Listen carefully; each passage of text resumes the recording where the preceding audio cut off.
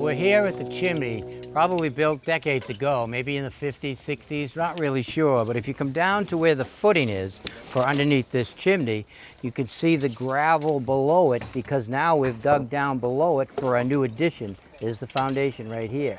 So we don't want this dirt to basically vibrate out or crumble away, because we don't want the chimney to come down. So what we're doing right now is we're actually forming a form to make a new footing to hold all of this dirt and hold the chimney in place. Right now you can see that they're tying the rebar together to make a rebar mat up here into the form. When the concrete comes in, it's going to encapsulate that rebar and keep everything nice and tight. Concrete is really strong under compression, but you have to tie it together for tension, force this way, and that's what the rebar is doing. All right, our stone has all been compacted, our rebar is in place, the mat is made, our forms are ready to accept the concrete.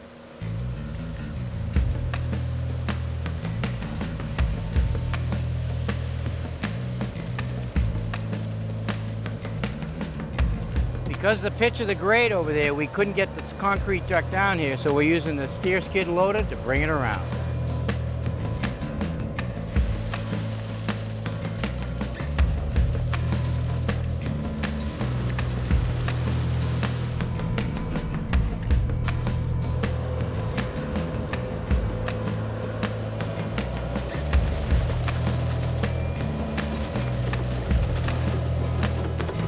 Now he's running the vibrator into the concrete. What that's doing is taking the air out of it and moving it around so it lays down nice and flat.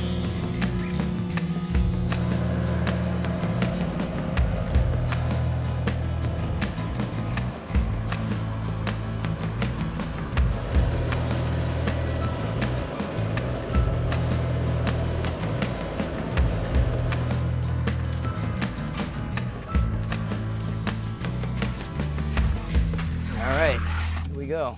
Well, 4,000 mix with 3/4 stone. That's right, and 4 yards. 4 yards goes a long way. Sure does. I know one thing, I'm going to sleep a lot better at night knowing this is done. Absolutely. I was always thinking about that chimney coming down off the house because the footing wasn't there. But now, problem solved. It is. Thanks for watching. This Old House has got a video for just about every home improvement project, so be sure to check out the others.